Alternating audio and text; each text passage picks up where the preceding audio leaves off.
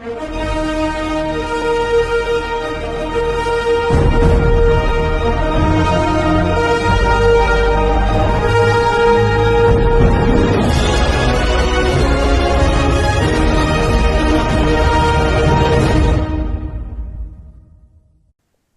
dua, tiga. Assalamualaikum warahmatullahi wabarakatuh. Waalaikumsalam warahmatullahi wabarakatuh. Selamat siang, kami dari kelompok 6 yang beranggotakan saya, Nabil Iktisam, dengan NPM 24110211117 dan rekan saya. Saya Fatim Muzaki, NPM 24510210008. Selanjutnya, Dengan saya Audra Raja Pratama dengan NPM 24110210082. Baik, kami di sini akan mempresentasikan hasil kerjasama kami dengan judul konsep subsidi pemerintah, asuransi, dan jaminan sosial. Slide pertama akan dibacakan oleh Audra Raja. Waktu dan tempat dipersilakan.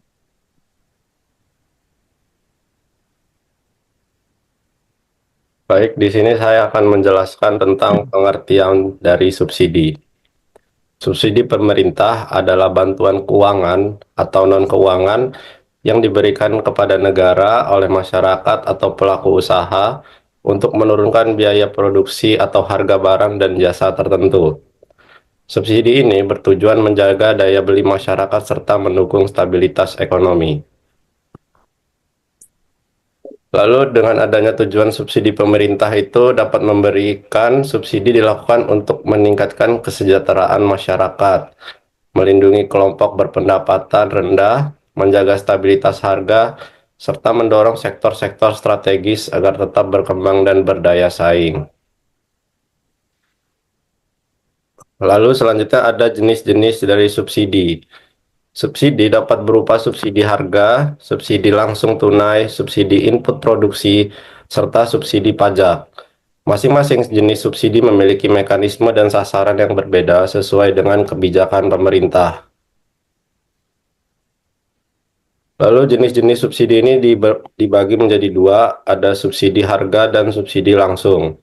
Subsidi harga ini diberikan dengan cara menurunkan harga barang atau jasa di pasar agar lebih terjangkau oleh masyarakat, seperti subsidi BBM, listrik, dan pangan pokok. Lalu dari subsidi langsung ini diberikan dalam bentuk bantuan tunai atau non-tunai kepada masyarakat sasaran. Contohnya bantuan sosial dan subsidi upah yang bertujuan membantu kelompok rentan secara langsung. Selanjutnya adalah peran subsidi dalam perekonomian. Dalam perekonomian, subsidi berfungsi sebagai alat intervensi pemerintah untuk mengatasi kegagalan pasar, menjaga stabilitas ekonomi, serta melindungi daya beli masyarakat terutama pada saat terjadinya krisis ekonomi. Baik, selanjutnya akan dilanjutkan oleh rekan saya.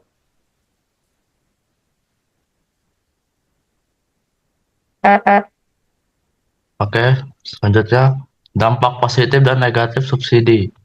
Dampak positif yaitu meningkat daya beli masyarakat, menurunnya tingkat kemiskinan, terkendalinya inflasi, serta terjaganya keberlangsungan sektor-sektor penting dalam perekonomian nasional. Dampak negatifnya yaitu subsidi yang tidak tepat sasaran dapat membebani anggaran negara, menimbulkan tergantungan, serta menimbulkan inefisiensi dan distorsi harga di pasar. Dengan meningkatnya daya beli masyarakat, subsidi juga dapat mendorong pertumbuhan konsumsi domestik yang menjadi salah satu penggerak utama perekonomian nasional. Next. Tantangan kebijakan subsidi. Tantangan utama dalam kebijakan subsidi adalah memastikan subsidi tepat sasaran, menjaga keberlanjutan fiskal, serta meningkatkan pengawasan agar tidak terjadi penyalahgunaan dalam pelaksanaan. Tantangan ini semakin kompleks serta dengan keterbatasan anggaran negara dan meningkatkan kebutuhan masyarakat terhadap perlindungan sosial. Oke, next. Upaya perbaikan subsidi.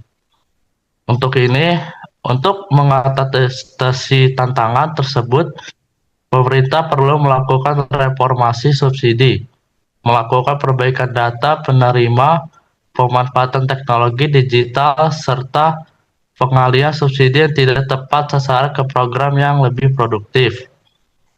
Reformasi subsidi diperlukan agar anggaran negara dapat dialihkan ke sektor yang lebih produktif seperti pendidikan, kesehatan, dan infrastruktur. Next.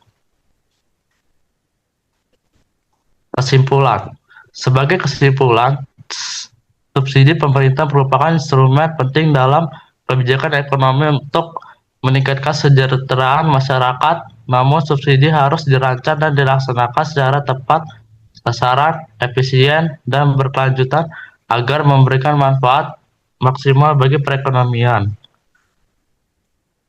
Untuk ini, dengan pengalihan tepat, subsidi tidak hanya menjadi beban fiskal, tetapi juga investasi sosial untuk meningkatkan kesejahteraan masyarakat.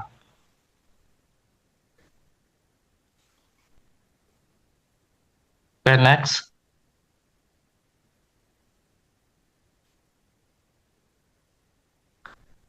Selanjutnya, pengertian asuransi sosial. Asuransi sosial adalah program perlindungan sosial yang diselenggarakan oleh negara untuk memberikan jaminan kepada masyarakat terhadap risiko tertentu.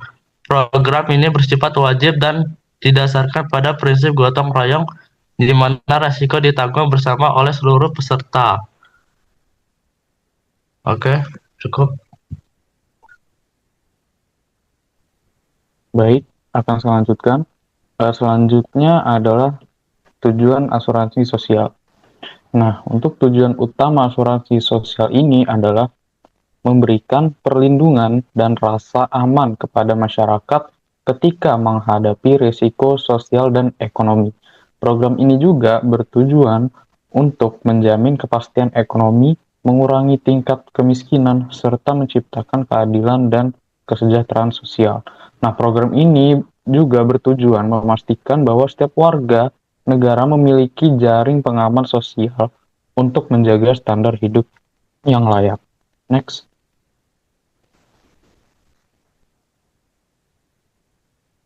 Selanjutnya ada prinsip dasar asuransi sosial. Ciri utama asuransi sosial adalah penyelenggaraannya yang dilakukan oleh negara atau lembaga yang ditunjuk pemerintah.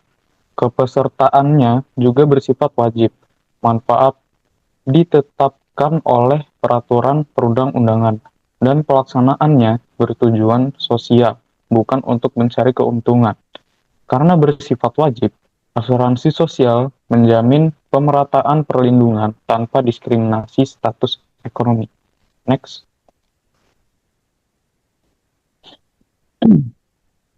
Jenis risiko yang ditanggung asuransi sosial. Nah, asuransi sosial ini memberikan perlindungan terhadap berbagai risiko kehidupan, seperti risiko sakit, kecelakaan kerja, hari tua, kematian, dan kehilangan penghasilan. Risiko-risiko tersebut berpotensi menurunkan kesejahteraan masyarakat apabila tidak ditangani dengan sistem perlindungan yang memadai. Risiko-risiko tersebut merupakan peristiwa yang sulit diprediksi dan berpotensi menurunkan kesejahteraan jika tidak ditanggung bersama. Next.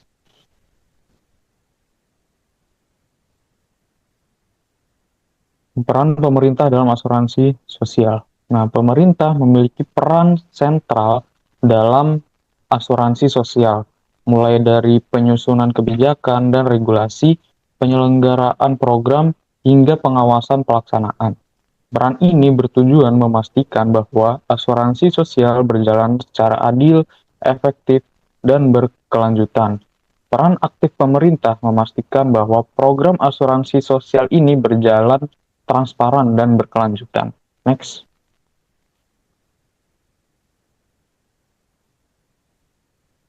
Selanjutnya ada manfaat asuransi sosial.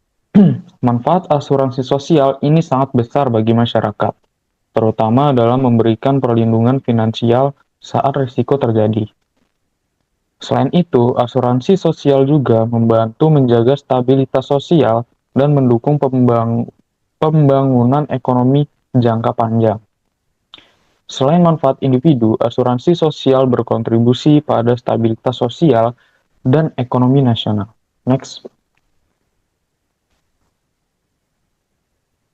Nah, kesimpulannya adalah asuransi sosial adalah bentuk perlindungan negara untuk menjamin kesejahteraan masyarakat dari berbagai risiko kehidupan melalui prinsip gotong royong dan penyelenggaraan oleh pemerintah. Asuransi sosial memberikan rasa aman, menjaga stabilitas sosial, dan mendukung kesejahteraan masyarakat secara berkelanjutan. Subsidi dan asuransi sosial ini saling melengkapi sebagai instrumen kebijakan negara dalam mewujudkan kesejahteraan dan keadilan sosial. Next. Oke, sekian presentasi yang sudah kami sampaikan. Kurang lebihnya mohon maaf. Pada Allah kami mohon ampun. Wassalamualaikum warahmatullahi wabarakatuh. Wassalamualaikum warahmatullahi warahmatullahi wabarakatuh. wabarakatuh.